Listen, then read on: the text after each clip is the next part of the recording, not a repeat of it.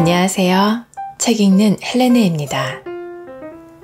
세상에서 가장 싸고 귀한 보약은 무엇일까요? 바로 비타민C입니다. 무궁무진하게 깔려있는 비타민C의 재료 때문에 가격이 결코 비싸질 수 없고 생명을 지키는 일에 그 어느 물질보다 중요하니 이보다 좋은 표현은 없을 것입니다. 나이가 들수록 우리 스스로 자각하는 것은 우리 몸의 생명 복원력이 점점 떨어진다는 것인데요. 즉, 망가지기는 쉬워도 망가진 질서를 회복하는 능력은 나이가 들수록 떨어진다는 말입니다. 어쩔 수 없이 비타민C의 도움을 청해야 합니다. 물론 비타민C 몇 알로 모든 건강 문제가 해결되는 것은 아닙니다. 비타민C의 효능이 아무리 좋을지라도 기존의 건강 수칙은 여전히 유효하며 앞으로도 유효할 것입니다. 그러나 어쩔 수 없이 기존의 건강 수칙을 완벽하게 지키지 못한다면 비교적 쉽게 우리의 건강을 지킬 수 있는 방법을 찾아야 합니다. 그 확실한 대안이 바로 비타민C의 복용을 시작하는 일입니다. 오늘 소개해드릴 책은 이왕재 교수의 비타민C 이야기입니다. 지은이 이왕재, 펴낸 곳은 라온누리입니다.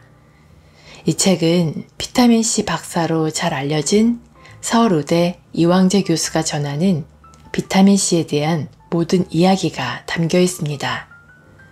혈관 질환의 예방과 돌연사의 위험으로부터 생명을 지키는 비타민C의 효능과 복용법을 상세하게 설명하고 있는데요. 정신적, 육체적 스트레스를 막는 스트레스 방어막 비타민C에 대해 보다 자세히 알기 위해 책 속으로 들어가 보겠습니다. 왜 비타민C인가? 우선 비타민C에 대해 알고 있어야 할 내용이 있다.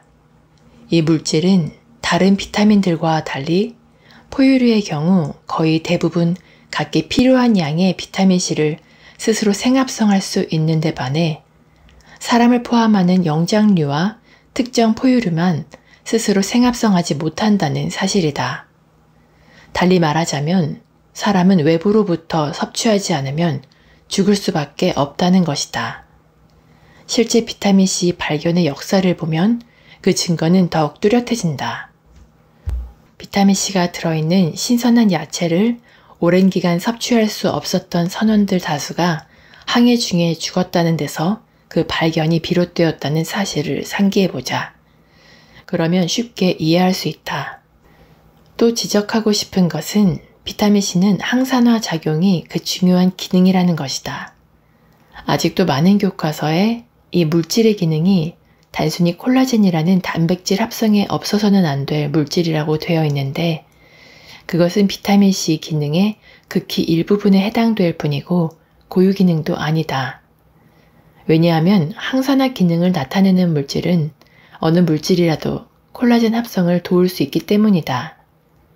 이에 대한 반증은 비타민C가 식물에 많이 존재하는데 식물에는 콜라겐이라는 단백질이 없다는 사실에서 쉽사리 알 수 있다. 우리 몸속에는 여러 가지 항산화제들이 존재한다. 그 이유는 우리 몸이 에너지를 얻는 과정 가운데 탄수화물과 산소를 이용하는데 이때 부득불 산화적 손상을 줄 수 있는 유해한 산소 관련 물질들이 나올 수밖에 없다. 이때 나오는 이 물질들을 즉시 처리해 주지 않으면 우리 몸은 20년에서 30년밖에 살 수 없다는 것이 오늘날 많은 과학자들의 지적이다. 이들 유해산소 물질들을 제거하기 위해 우리 몸에서는 여러 종류의 항산화제들이 만들어진다. 글루타치온 같은 항산화제들이 만들어져 곳곳에서 산화적 손상에 대한 방어 기능을 담당하고 있다. 여기에서 매우 흥미로운 사실 하나를 지적하고 싶다. 이렇게 여러 종류의 항산화제가 만들어지거나 외부에서 유입되지만 그중 특정한 하나의 항산화제의 부족으로 생명을 잃는다는 것은 매우 생각하기 힘든 일이다. 예를 들어 사람처럼 항산화제의 하나인 비타민C를 생합성하지 못하는 포유류 중에 기니피그라는 동물이 있는데, 이 동물은 겨울을 나는 동안 배추잎이나 무잎 같은 신선한 야채를 주지 않으면 5주가 채 지나지 않아 대부분 죽고 만다. 비타민 A나 E를 주어서는 그들을 살리지 못한다. 이 사실로부터 분명 비타민C는 다른 항산화제가 갖지 못하는 고유한 항산화 기능이 있거나 아직 많은 과학자들에게 알려지지 않은 비타민C만의 고유한 생명 유지에 관한 비밀 기능이 있음이 암시된다. 비타민C의 기능과 관련해 필자가 꼭 지적하고 싶은 다른 하나는 비타민C를 복용하는 목적이 반드시 이 물질이 체내로 흡수되어 세포 내에서 갖는 항산화 기능만을 강조하고 싶지 않다는 것이다. 왜냐하면 비타민C는 체내로 흡수되기에 앞서 소화기관 내에서 발휘되는 좋은 기능이 있기 때문이다.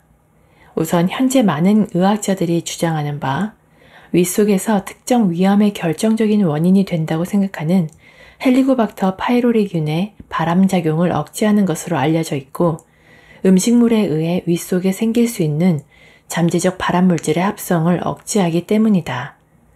또한 소장과 대장에 걸쳐서 존재하는 정상 미생물 군집에 비타민C가 영향을 미쳐 인간에게 매우 유익한 대사산물을 내는 미생물이 우세하게 군집을 이루는 것을 도와주기 때문이다.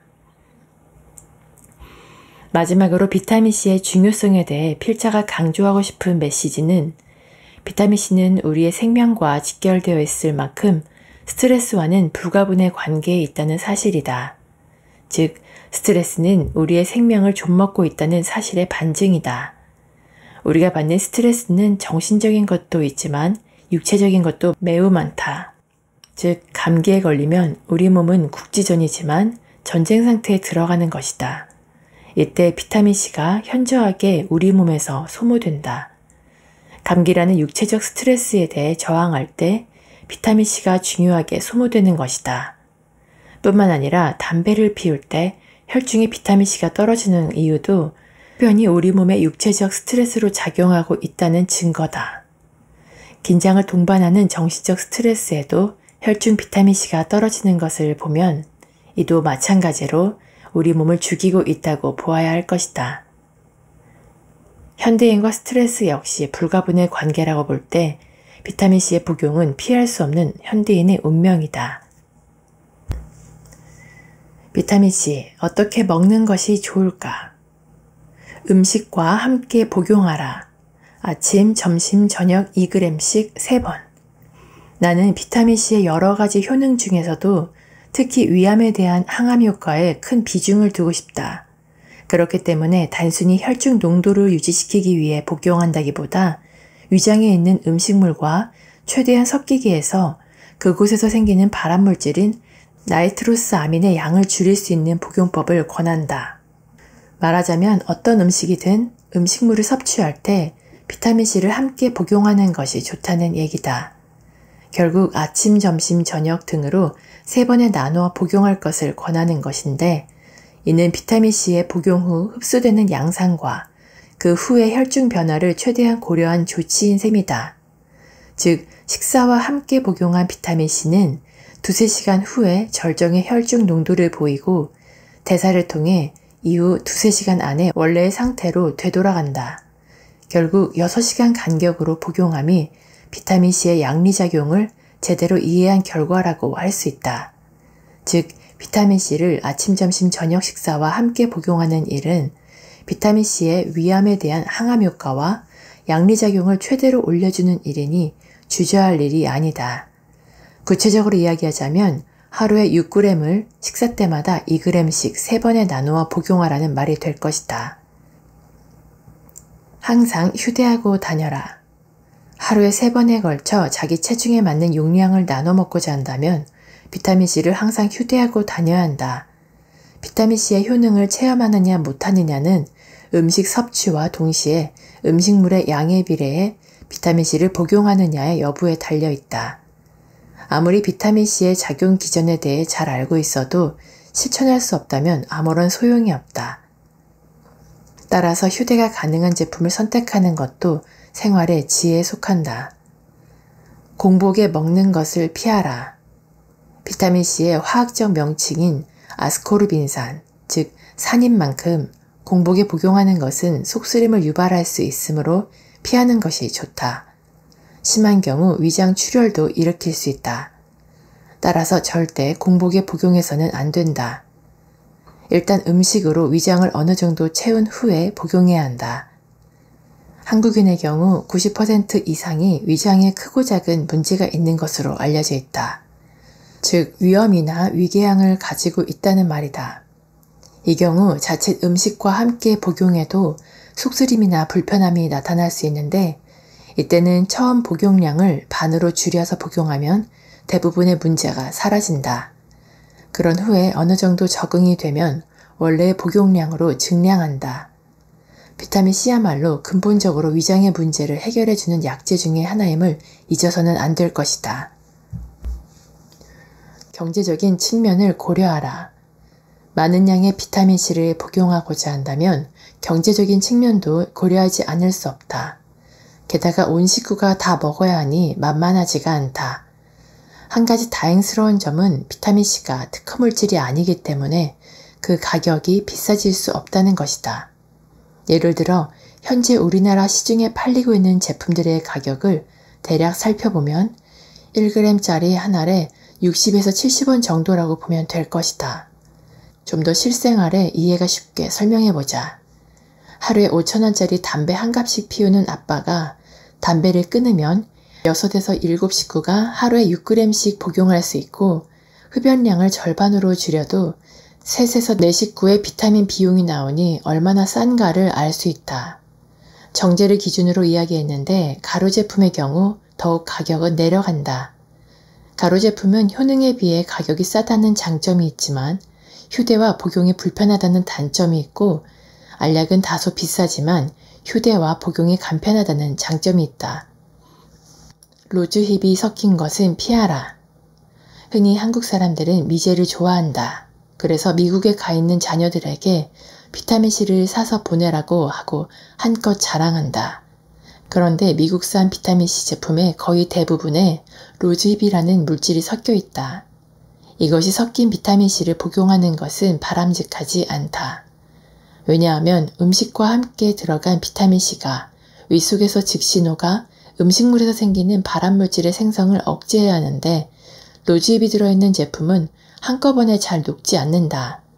그래서 서서히 녹아 조금씩 흡수되기 때문에 흡수율은 대단히 높아진다. 아울러 소위 그 물질이 바이오플라보노이드의 일종이기 때문에 비타민C의 흡수를 돕는 것으로 알려져 있다. 그러나 위암이 많은 한국의 경우 비타민C를 다량 복용하는 이유가 흡수율만 높이자는 것이 아니고 위장 속에서의 발암물질 생성의 억제가 더 중요한 임무이기 때문에 가급적 아무것도 첨가되지 않은 순수한 제품을 권하는 것이다. 더욱이 로즈힙이 섞인 비타민C를 다량으로 오래 복용하면 변비가 생길 수 있다. 사실 비타민C를 다량으로 복용하면 변비가 생기는 것이 아니라 드물게 설사가 나며 대개는 변이 묽어진다. 따라서 제대로 된 경우라면 오히려 변비가 치료되어야 한다. 가급적 순수 비타민C를 복용하라. 내가 미국에 있을 때의 일이다. 한 번은 500정이 든 비타민C 제품을 사서 약 10%쯤 먹었는데 우연히 비타민C에 배합된 다른 물질의 목록을 보니 활석이 섞여 있는 것이 아닌가. 사실 활석은 입으로 섭취했을 경우 잠재적 발암물질로 분류되어 있다. 따라서 다량을 계속해서 복용하면 모르는 사이에 암에 걸릴 수도 있다. 나는 가급적 비타민C, 즉 아스코르빈산 외에 다른 물질이 섞이지 않은 제품을 복용하기를 권한다. 흰색 비타민C 제품을 복용하라. 흰색 비타민C 제품을 복용하라는 데는 그만한 이유가 있다. 원래 정제된 비타민C 가루는 흰색이다. 따라서 제품화된 알약도 흰색이어야 한다. 그런데 흰색의 정제는 시간이 오래되거나 습기에 노출되었을 경우 혹은 빛에 오래 노출되면 산화해 색이 노랗게 변한다. 이렇게 산화한 비타민C는 비타민C 본연의 중요한 작용을 하지 못한다. 따라서 구매 후 색이 변했다는 것을 확인하면 구입한 곳에서 반품을 요구하거나 즉시 폐기하는 것이 좋다. 물론 처음부터 노랗게 만들거나 다른 색소를 넣어 만든 비타민C 제품도 있다. 생각해보자. 처음부터 누렇게 제조된 비타민C가 산화가 되어 못쓰게 되었다고 하자. 무슨 방법으로 이를 구분할 수 있을 것인가? 그 회사의 사장조차도 구분할 수 없다. 이 정도 되면 왜 흰색 제품을 복용해야 하는지 그 이유를 충분히 이해했을 것으로 믿는다. 비타민C는 매 식사와 함께 따로 복용하라. 나는 간혹 사람들에게 종합 비타민 복용법에 대한 질문을 받곤 한다. 사실 종합 비타민에는 비타민C 외에 지용성 비타민도 함유되어 있기 때문에 결코 다량으로 복용해서는 안 된다. 그러므로 제품에 따라 다르긴 하지만 종합 비타민은 하루에 하나를 복용하고 비타민C는 매 식사와 함께 따로 복용하는 것이 좋다. 결론적으로 말해 비타민C는 결코 부작용이 없다. 오히려 모든 질병으로부터 우리 몸을 지켜준다. 그러므로 음식을 섭취할 때마다 잊지 말고 비타민C 2g 이상을 복용하도록 하라. 이것이 가장 좋은 방법이다. 음식을 섭취하고 30분 후가 아니다. 식사 중간에 복용하든지 식사 후에 즉시 먹어야 한다. 그러기 위해서는 늘 비타민C를 휴대하고 다녀야 한다. 어떻게 갖고 다니든 식사 후에 반드시 섭취를 해야만 100% 효과를 볼 수 있다. 그렇다고 한 끼분 비타민C 먹는 것을 놓쳤다고 너무 걱정할 필요는 없다. 왜냐하면 유해산소나 발암물질은 굉장히 적은 양이 생기기 때문이다. 한 번에 많이 생겨 암을 일으키는 것이 결코 아니다. 지금까지 복용하지 않았는데 아직도 살아있다는 것이 그것을 증명하지 않는가. 이제부터라도 꾸준히 복용하면 건강하게 장수할 수 있다. 천연이냐 합성이냐. 필자가 강의를 다닐 때 강의 후 가장 흔히 듣는 질문 중에 하나가 바로 이 질문이다. 상식적으로 천연이 합성보다 좋을 것이라는 생각을 보편적으로 하기 때문에 나오는 질문이다. 나아가서 석유 제품에서 합성하면 몸에 나쁘다는 생각들을 하고 있기 때문이다. 우선 천연 비타민C라는 용어가 없음을 이해해야 한다. 대신 천연물 유래 비타민C라는 용어가 있다. 오렌지 씨 속에 들어있는 비타민C는 천연 비타민C지만 일단 오렌지에서 추출되어 정제로 된 비타민C 제품이라면 더 이상 천연이라는 말을 쓸 수 없다. 왜냐하면 오렌지 속에 있는 비타민C를 추출하는데 화학물질을 흔히 사용하는데 그로 인해 이미 비타민C가 화학적 공정에 노출되었기 때문이다. 실제 시중의 약국에서 판매되고 있는 모든 비타민C는 세균을 이용한 생합성 과정을 거쳐서 제조된 것임을 알아야 한다. 특정 세균에게 밀가루나 고구마 가루와 같은 녹말을 먹이로 주고 키우면 그 세균들이 살면서 비타민C를 생합성하는 것이다. 결국 제조 과정이 엄청난 미생물학적인 공해를 유발한다. 그래서 최고의 선진 미국에서는 가격 경쟁력이 있는 제품이 나올 수 없다. 미국에서 사온 비타민C 제품이 결국 미국에서 제조된 것이 아니고 영국이나 중국에서 제조된 비타민C를 수입하여 다만 다양한 종류의 제품만을 미국에서 만든 것임을 인지해야 한다. 전 세계적으로 2019년 현재 영국과 중국 외에는 비타민C를 제조하는 나라가 없다. 한편 석유류에서 비타민C를 합성할 수도 있는데 이렇게 제조된 순도 100%인 순수 비타민C는 오로지 실험용으로만 사용하게 되어 있고 가격도 매우 비싸다.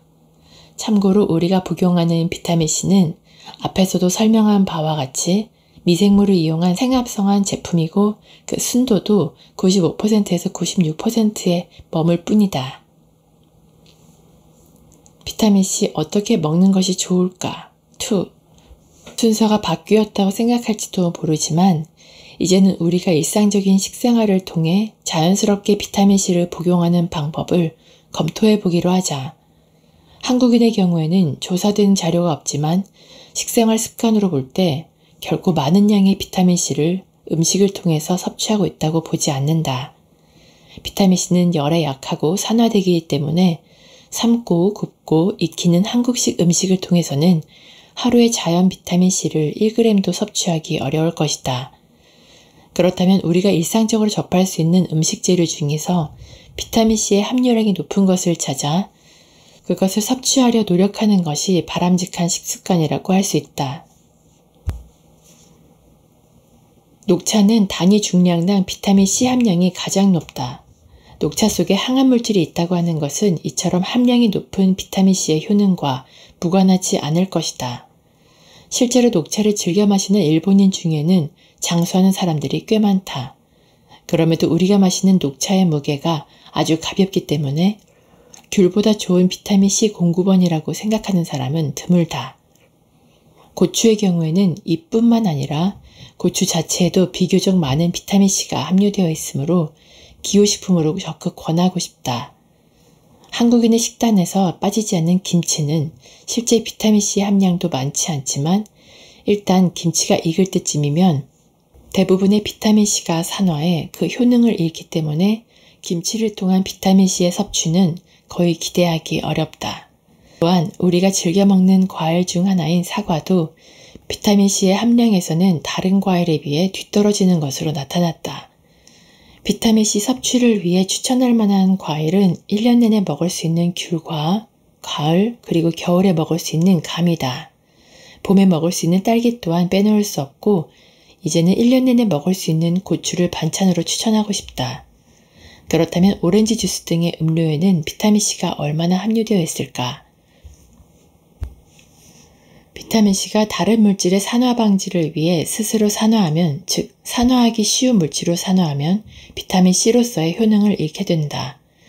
연구에 따르면 비타민C는 빛에 의해서도 산화가 잘 된다고 한다. 투명한 병에 담긴 오렌지 주스 속 비타민C는 하루 사이에 전체의 60에서 70%가 형광등 같은 약한 빛에 의해서도 산화하는 것으로 밝혀졌다.